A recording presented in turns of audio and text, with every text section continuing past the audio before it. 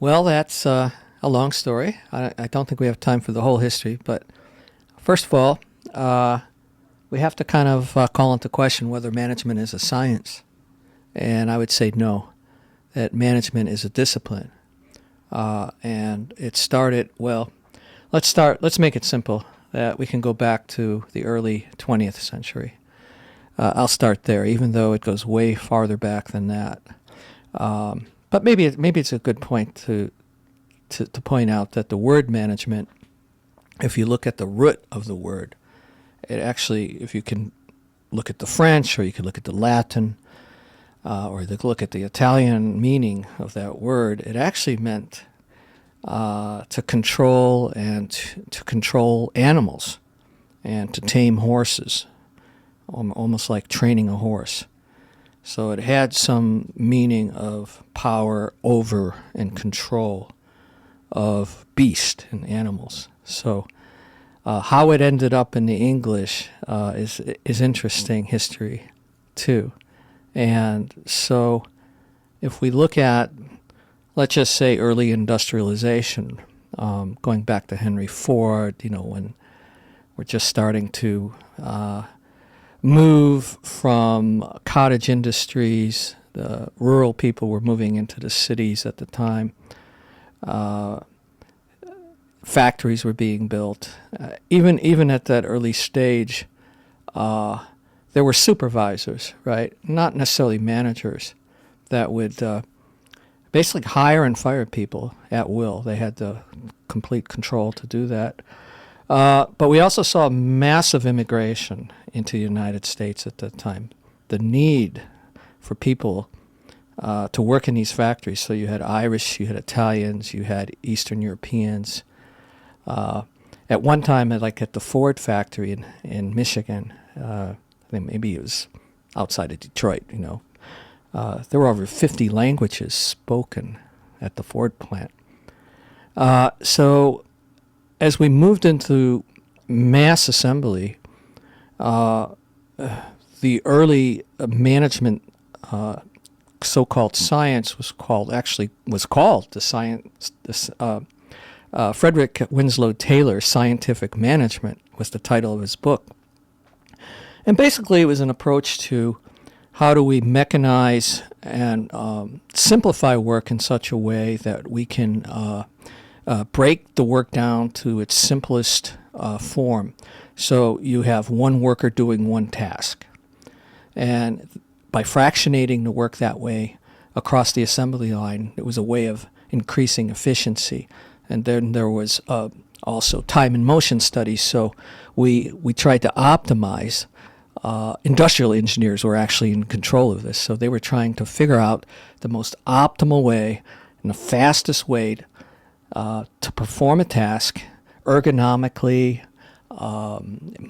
most efficient use of the physical body. So it was quite an intense scrutiny on how to actually design work in such a way that it could increase efficiency. So it was one person, one task, basically.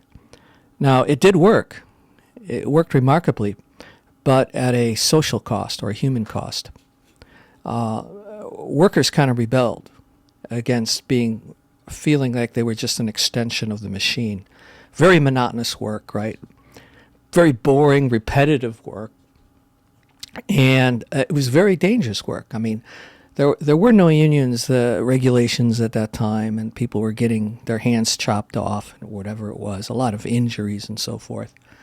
But nevertheless, the Henry Ford assembly line became the model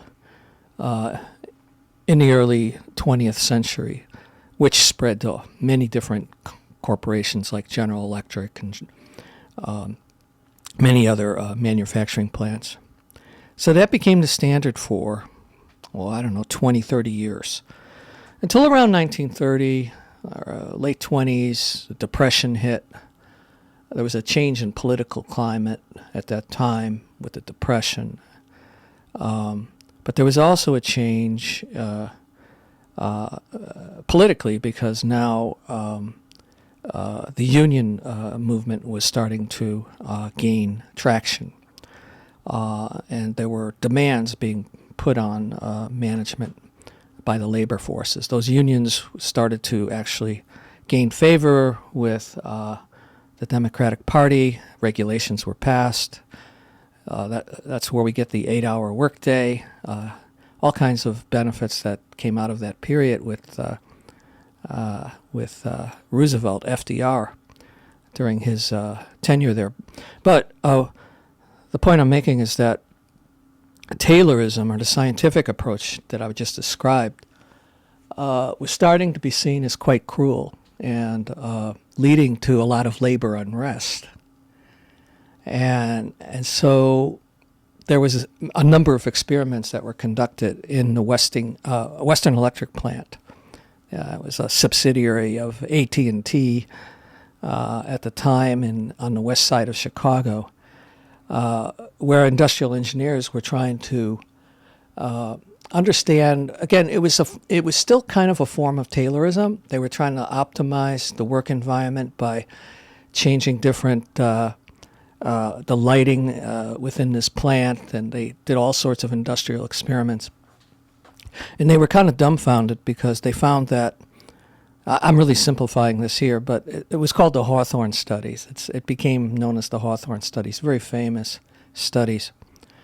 So they brought in some Harvard professors to kind of look over the data and try to make sense of why was productivity going up no matter what the variables were that they manipulated. If they increased the lighting, productivity went up. If they decreased the illumination and the lighting, productivity went up. They changed the experimental conditions like 12 different times. Productivity kept going up over a period of weeks. They said, well, what is it? It doesn't seem to be all these variables that we're manipulating. And so the Harvard team came in. Elton Mayo was an Australian who was a visiting professor. He had a position at Harvard. He was used as a consultant.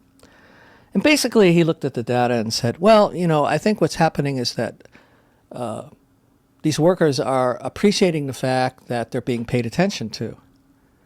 So it's the experimenters are paying a lot of attention and asking them, do you like this when the lighting goes up? Do you like it when it goes down? It was just the very fact that there was a presence there that was considering their needs, their social needs, and so forth.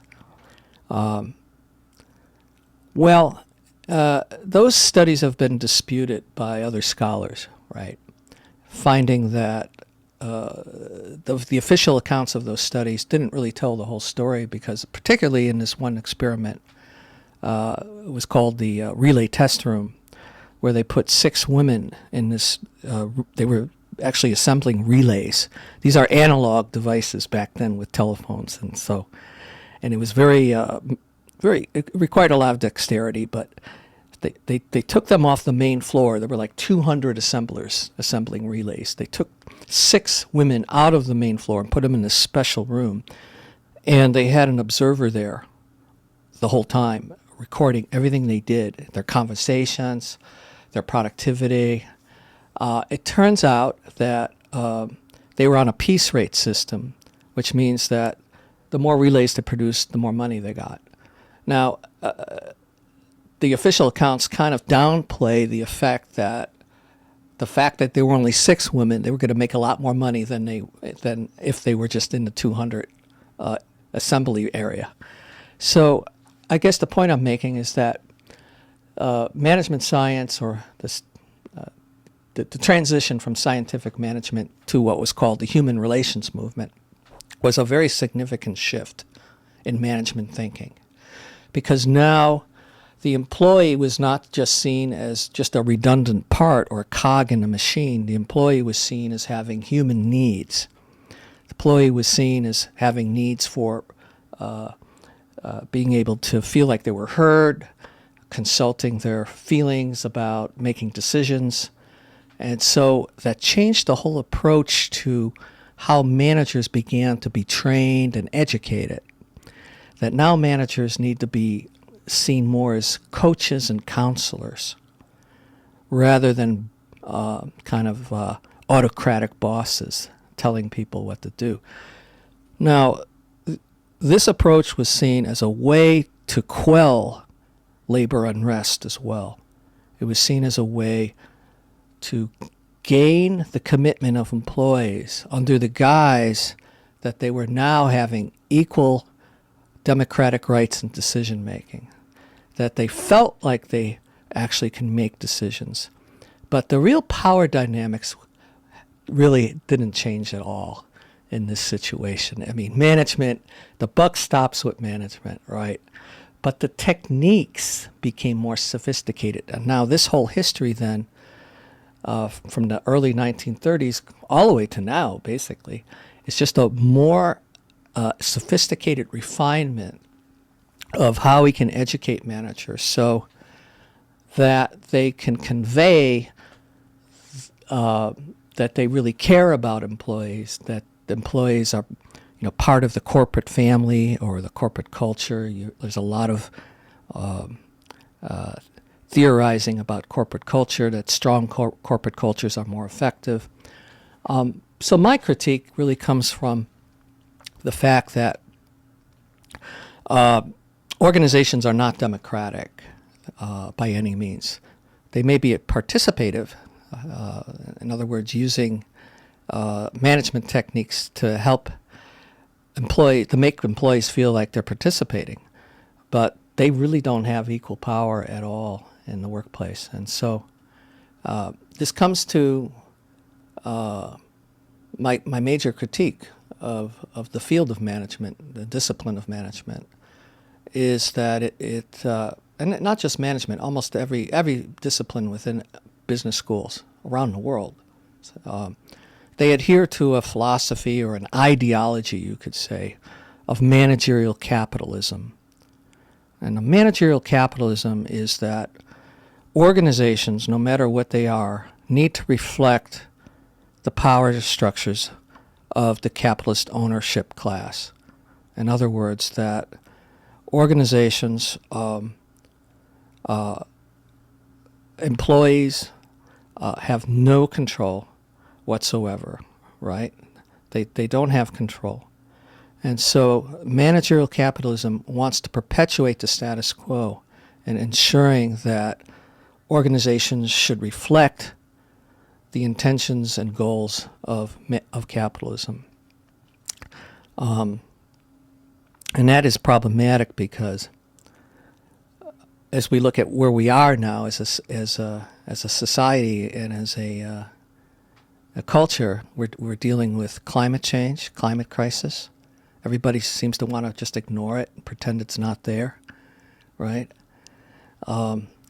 We're continuing to act as if our economy can just continually go to unlimited economic growth through extraction of natural resources and maximization of profits. Look what that does. It creates global inequality. It creates gross inequalities in our society. And so where does the business school, where does management fit into this issue? That's been my concern. In more recent years, it's been my concern. So I think we're at a point where we need to kind of step back and ask, is the corporate model, the corporate form of organization, the only possible form of organization for society? Because managerial capitalism would say, yes, it's the only form possible. It has a monopoly on the way organizations are structured and managed. And so there are many other examples of organizations that are not abiding by the capitalist form. But we don't teach those forms of organizations in business schools. Well, what we teach is managerial capitalism. And the field of management also projects itself as if it's kind of that managers have special expertise. And the employee has no expertise to manage their own work. So back 20 to 30 years ago, there was a movement in the United States and in Europe. It was called the Quality Work-Life Movement. It went under different names, right? But it was very popular in the 70s and 80s because in the early 1970s, again, we had an uprising of the labor movement going on strikes, especially in the auto industry. It was shutting down plants. There were wildcat strikes, really kind of dramatically affected the economy. And it was called the blue-collar blues. That's what the media called it. And so there was a lot of interest in even the U.S. government saying, we need to deal with this problem. We can't just have these plants shutting down like this. And so there were congressional committees, there were studies that were commissioned, the universities were starting to study and saying, yeah, look, we're still organized like we were in the early 20th century in terms of how these workers are on the assembly line. They're still doing this Tayloristic scientific management approach to how work was designed. And so there was a lot of experimentation in the 70s and 80s. As I said, the quality work-life movement, QWL, work redesign movement. It was very popular in Europe, even in the European governments like in Germany and Norway and the Scandinavian countries. They actually had labor laws that started to say that workplaces needed to be designed differently so that people weren't just doing these one jobs, like very fractionated jobs. They had to have multi-skilled jobs, so they would do multiple tasks and actually have a lot more power in decision making.